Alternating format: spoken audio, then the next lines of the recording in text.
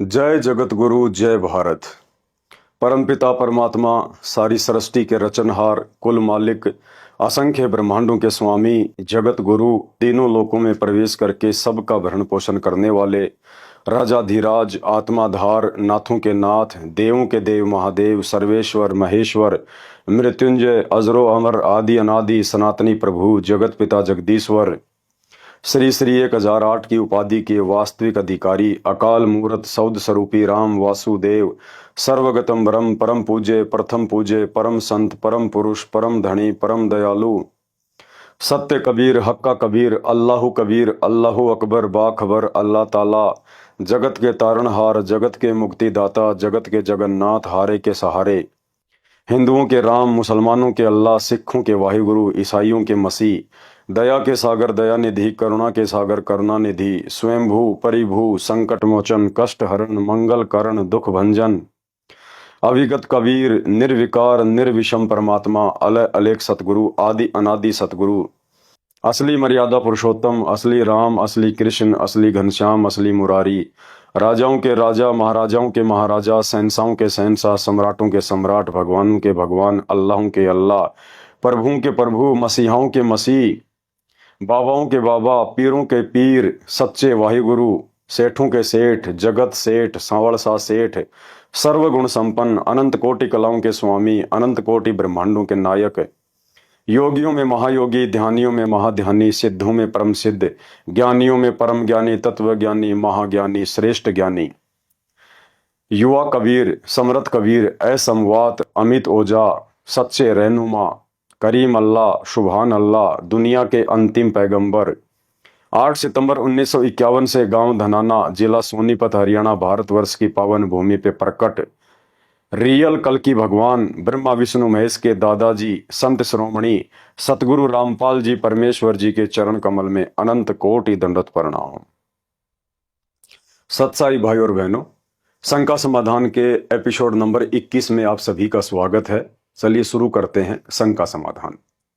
शंका: उपदेश लेने के बाद भगत या भगतमती ने चुनाव के समय वोट डालना चाहिए या नहीं, तथा उपदेश के बाद भगत या भगतमती किसी भी राजनीतिक पद जैसे पंच, सरपंच, प्रधान, पार्षद या एमएलए आदि का चुनाव लड़ सकते हैं या नहीं। गुरुदेव भगवान ने बताया कि वर्तमान की गंदी राजनीति और परमात्मा के भगत का 36 का आंकड़ा है।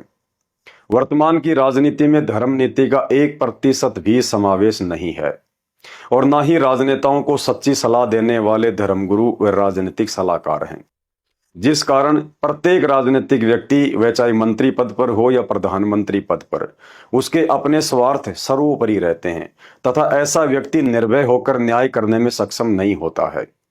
जबकि राजा का धर्म होता है कि दुखी प्रजा को सुखी करे। गलती यदि उसका अपना बेटा भी करता है तो उसे भी बराबर ही सजा दे। एक सत्संग में ज्ञानी आत्माओं को संकेत करते हुए गुरुदेव भगवान ने बताया कि वोट डालने से पहले उम्मीदवार को अवश्य देख लेना चाहिए कि वह योग्य है या नहीं। अर्थात गुरुदेव भगवान के कहने का मतलब है कि जो व्यक्ति चुनाव लड़ रहा है वह व्यक्ति तत्वदर्शी संत की शरण में है या नहीं। यदि नहीं है तो वोट नहीं डालना है, क्योंकि ऐसा व्यक्ति समय आने पर ना ही तो निजी स्वार्थों से दूर हट सकता है और ना ही समाज से बुराइयों को हटा सकता है। वर्तमान की गंदी राजनीति में न्याय और धर्म के लिए कोई जगह नहीं है। राजा अपने स्वार्थ और अपनी कुर्सी के लिए हजारों लोगों की हत्या के पाप से भी पीछे नहीं हटता है। तत्व ज्ञान कहता है, आप जिस भी व्यक्ति को वोट डालकर पंच, सरपंच, प्रधान, एमएलए या मंत्री, प्रधानमंत्री बनाते हैं तथा राजनीतिक पद पर रहते हुए वह व्यक्ति अच्छे बुरे जितने भी कर्म कुकर्म करेगा, उन समस्त कर्म कुकर्मों में आपकी भी उसी अनुपात में भागीदारी मानी जाएगी, क्योंकि उस व्यक्ति ने आपके द्वारा डाले गए वोट के सहयोग से राजनीतिक पद प्राप्त किया है। अब यदि ऐसा व्यक्ति शराब के ठेके खुलवाता है, बीड़ी, सिगरेट, शराब, भांग या अन्य मादक पदार्थों की फैक्ट्रियों को लाइसेंस देता है, सरकारी अफीम, भांग और तंबाकू की खेती के लिए लाइसेंस देता है, पशु कटवाने के लिए कत्ल खाने खुलवाता है या अन्य कोई भी कर्म कुकर्म करता है या किसी को सहयोग करता है, तो उन सभी कार्यों में आपका भी सहयोग गिना जाएगा, क्योंकि आपने वोट डालकर उसे वो सब कुकर्म करने के लायक बनाया है।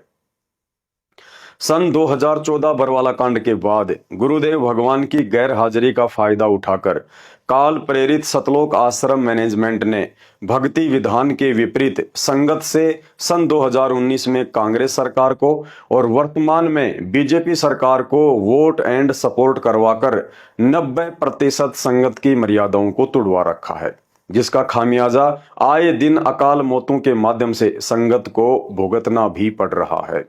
इसलिए गुरुदेव भगवान ने एक सच्चे भगत को वर्तमान के अधर्मी व अन्यायी शासक चुनने के लिए मना किया है, ताकि भक्ति मार्ग में हमारे कर्म बिगड़ने से बचें। सुनिए राजनीति को लेकर गुरुदेव भगवान का एक छोटा सा सत्संग। सबसे बड़ा हानि का सौदा है जो राजनीति में जाते हैं, वो अपना जीवन नाश करते हैं। भक्त को राजनीति के आसपास भी नहीं जाना चाहिए। वोट देना हो, नेक आदमी देखकर वोट देना, किसी ऐसे भाव में भावुक होकर किसी के कहने से और या कोई पार्टी विशेष देकर आप अपना वोट देकर पाप के भागी मत बनना, क्योंकि आपके द्वारा दिया गया वोट से जो चुना हुआ व्यक्ति है, यदि वो गलतियां करता है तो उसका रेसों में पाप आपको भी लगेगा। तो ये ध्यान से रखना है। तो भाई और बहनों, यह वीडियो देखने के बाद ज्ञानी भगत तो सावधानी अपनाकर अपने कर्म बिगाड़ने से बचेगा और अज्ञानी व्यक्ति उपदेश लेकर भी काल जाल में ही फंसता चला जाएगा। शंका: उपदेश लेने के बाद भगत या भगतमती जिम में कसरत करने के लिए जा सकते हैं या नहीं? पूज्य गुरुदेव भगवान ने बताया कि मानव शरीर की आयु परमात्मा द्वारा गिनकर दी गई श्वासों पर आधारित होती है। अब इन श्वासों का चाहो तो पूर्ण सतगुरु की शरण में आकर सच्चे नाम का मर्यादा में रहकर जाप करते हुए सदुपयोग कर लीजिए, या चाहे अज्ञानता में पहलवानी के चक्कर में जिम आदि में जाकर कठिन व्यायाम करते हुए बर्बाद कर लीजिए। यह आपकी अपनी समझ पर निर्भर करता है। जिम जाकर व्यायाम करने के दो ही कारण हो सकते हैं। प्रथम तो नादानी में हट्टा कट्टा शरीर बनाकर किसी को प्रभावित करने के लिए या शरीर को स्वस्थ रखने के लिए।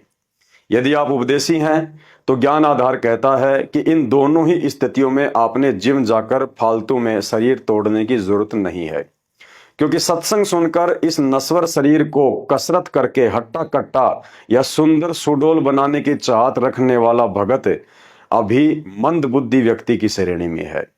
शरीर की सुंदरता हट्टे कट्टे दिखने में नहीं, बल्कि परमात्मा की भक्ति और दान धर्म करने में होती है।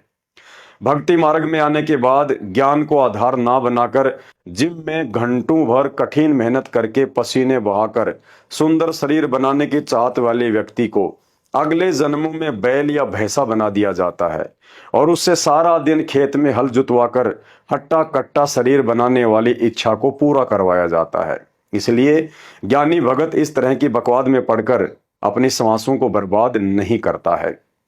भगत यदि किसानी, मजदूरी या किसी फैक्ट्री में कार्य करता है तो जाहिर सी बात है इन जगहों पर काम करते समय काफी कसरत हो जाती है, उसे अलग से व्यायाम करने की जरूरत नहीं पड़ती है।